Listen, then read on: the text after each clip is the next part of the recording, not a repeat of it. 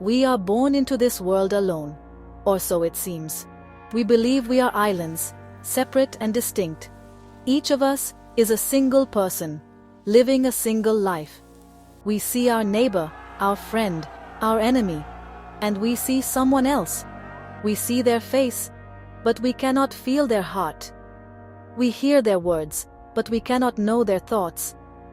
This feeling of being separate is one of the most powerful forces in our lives. It shapes our societies, our beliefs, and our deepest fears. But what if this grand story of separation is just that? A story. What if it is an illusion we have all agreed to believe in? Imagine a creature of the deep. An octopus. It has 8 arms, each one moving with a life of its own. One arm can explore a crevice. Another can grasp a stone. A third can defend against a threat. Each arm seems to be a separate being, with its own purpose and its own will. It can act independently, solving small problems on its own. Yet all these arms are connected. They are part of a single, intelligent creature. They are guided by one central mind, one unified consciousness. They are never truly alone, no matter how far they reach. They are one. This is the octopus doctrine. It suggests that humanity is not a collection of 7 billion separate individuals. Instead, we are like the arms of a single, cosmic being. Each person is an extension of a vast, interconnected consciousness. We have our own thoughts, our own feelings, and our own experiences. We can move and act with incredible independence. We can build our own lives, follow our own dreams, and make our own choices. But beneath it all, we are connected. We are tethered to a single source, a central mind that lives and breathes through all of us. This idea challenges everything we think we know about ourselves. It asks us to look past the illusion of our skin. It asks us to see the invisible threads that tie us all together. The idea is not new. It has been whispered by mystics and philosophers for thousands of years. They spoke of a universal soul, a collective spirit. They saw the truth that we are now beginning to rediscover through science and through shared experience. We are not just drops in the ocean. We are the ocean itself, experiencing life through countless, individual drops. We are one. How does this connection work? If we are all part of one mind, how do we share information? The answer is all around us, in moments we often dismiss as coincidence or mystery. Think of a time you felt a sudden wave of sadness, only to learn a friend was in pain. Or when a brilliant idea seemed to appear in your mind from nowhere. These are not random events. They are signals traveling through the network that connects us all. They are whispers from the central mind, passed from one arm of the octopus to another. We are constantly sending and receiving these signals. Emotions are perhaps the most powerful currents in this shared ocean of consciousness. When a crowd gathers to celebrate a victory, a single feeling of joy can sweep through thousands of people at once. It is more than just shared excitement. It is a true synchronization of feeling, a moment where thousands of separate minds feel as one. The same is true for grief. A national tragedy can cast a shadow of sorrow over millions, even those not directly affected. This shared feeling is real. It is a tangible force, moving through the invisible connections that bind us into a single human family. This flow of information is not limited to big dramatic emotions. It happens in subtle ways every day. Artists and inventors often report that an idea came to them in a dream or a flash of inspiration. Where did it come from? Perhaps it was a signal, a piece of a puzzle broadcast across the network. A problem that one person was struggling with might find its solution in the mind of another, thousands of miles away. This is intuition. It is that gut feeling, that quiet voice inside that knows something without knowing how it knows. It is our personal antenna, tuning into the frequency of the collective. This is not magic. It is a natural part of our design. Our brains are not just generators of thoughts, they are also receivers. They are capable of picking up information from the field of consciousness that we are all immersed in. Like a radio tuning into a specific station, we can tune into the thoughts and feelings of others. We do it when we feel empathy. We do it when we are inspired. We do it when we simply know something is true. We are communicating all the time, not just with words, but on a deeper, more fundamental level of being. The idea that our minds can receive information from outside ourselves can be unsettling. We like to believe we are the authors of our own thoughts. But consider the world of nature. A flock of birds can turn in an instant, moving as a single fluid entity. No single bird is the leader. There is no command being shouted. Instead, each bird is responding to the movements of its neighbors and to a larger, invisible field of information. They are synchronized. They are acting as one mind with hundreds of bodies, a perfect example of collective consciousness in action. Humans are no different. We are also part of a larger field of intelligence. This field is not just the sum of all human thoughts. It is a source, a cosmic mind, from which new ideas and deeper truths can emerge. Throughout history, great leaps in science, art, and philosophy have often occurred in different parts of the world at the same time.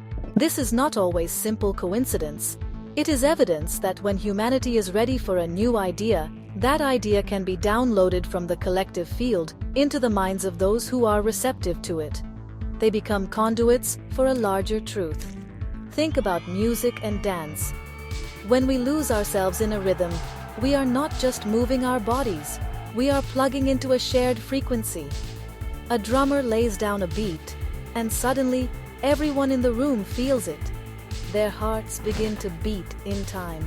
Their bodies begin to move in sync. In these moments, the walls of the self begin to dissolve.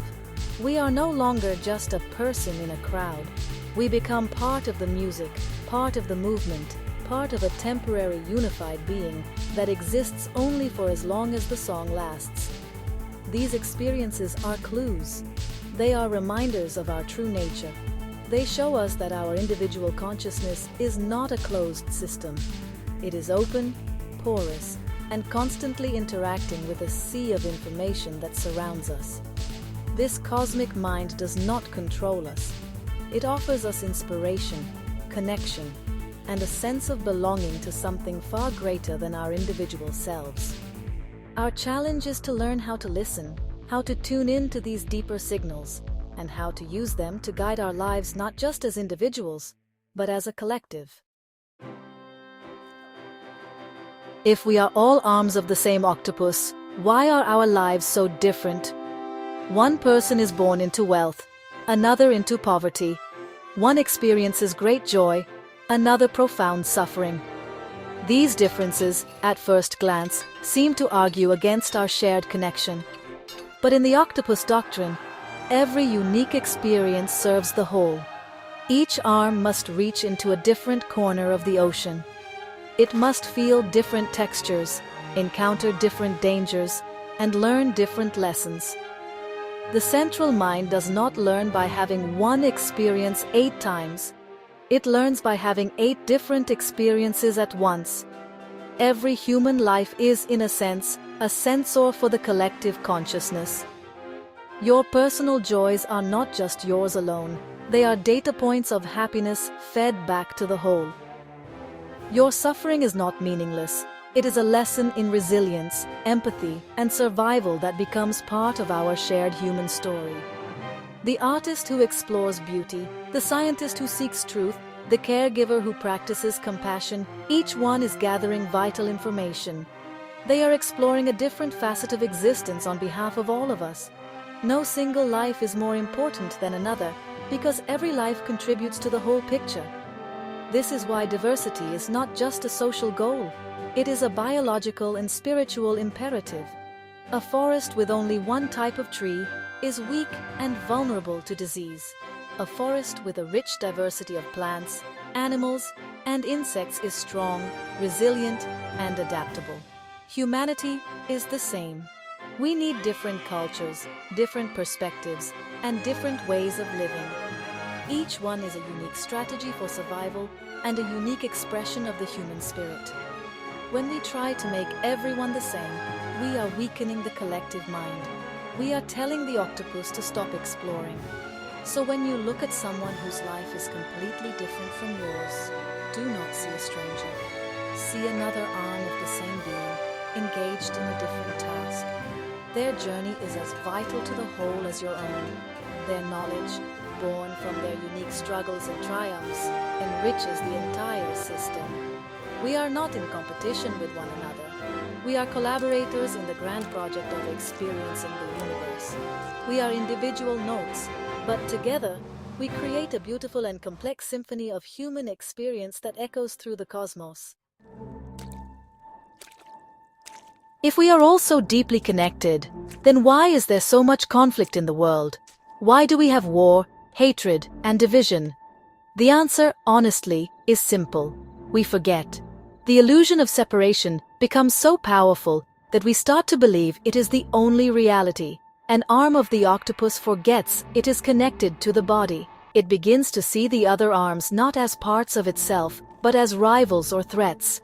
It starts to compete for resources. It might even try to harm another arm, not realizing that in doing so, it is ultimately harming the entire being and itself. This forgetting is the root of all human conflict. When a nation goes to war with another, it is one part of humanity declaring that another part is not human, not part of us. When we exploit other people or destroy our planet, we are acting from this state of amnesia. We are behaving like an arm that has forgotten the central mind. This state of disconnection leads to fear, greed, and a desperate struggle for individual survival, even at the expense of the collective. We build walls between countries, between cultures, and between hearts. But these walls are built on a lie. Technology, which should be a tool for connection, can often deepen this forgetting. We can sit in a room full of people, yet each of us can be lost in our own private world, staring at a small screen. We have thousands of friends online, but we have never felt more alone. This is technology used in service of the illusion. It can create echo chambers where we only hear voices that sound like our own, reinforcing our belief that our small part of the world is the whole world. It can amplify our differences and make us forget our shared humanity. But technology also holds the power to help us remember. It allows us to see the faces and hear the stories of people on the other side of the planet in an instant. It can show us that a mother's love for her child is the same in every culture. It can coordinate global movements for change, uniting millions of people around a common cause. The choice is ours. We can use our tools to build higher walls, or we can use them to dismantle the walls that already exist. We can use them to deepen the forgetting, or we can use them to begin the great remembering. Our true purpose is not just to survive as individuals. It is to awaken to our connection. It is to remember that we are one living mind, one cosmic being, trying to understand itself. This is the next stage of our evolution. It is not a biological change, but a change in consciousness. We are beginning to see the threads that tie us together. We are starting to feel the pulse of the collective heart. This awakening is happening all over the world, in small moments and in large movements. It is the great remembering. This remembering changes everything. When we know we are connected, harming another person becomes unthinkable. It would be like a hand choosing to strike its own face.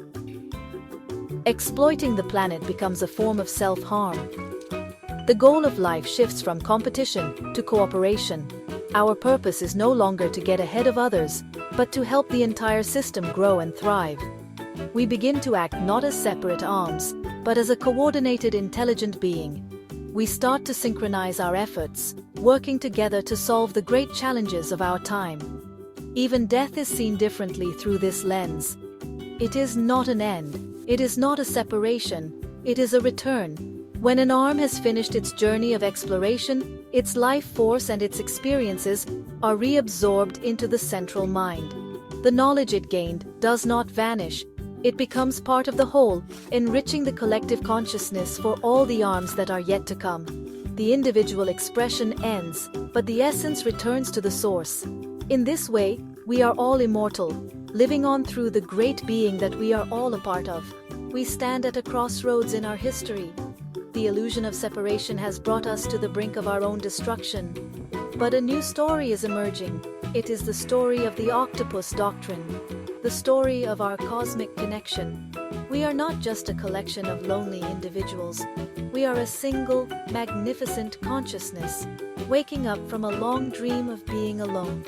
We are starting to remember who and what we truly are. And as we remember, we will learn to work together, not just to survive, but to grow, to explore, and to become what we were always meant to be. 1.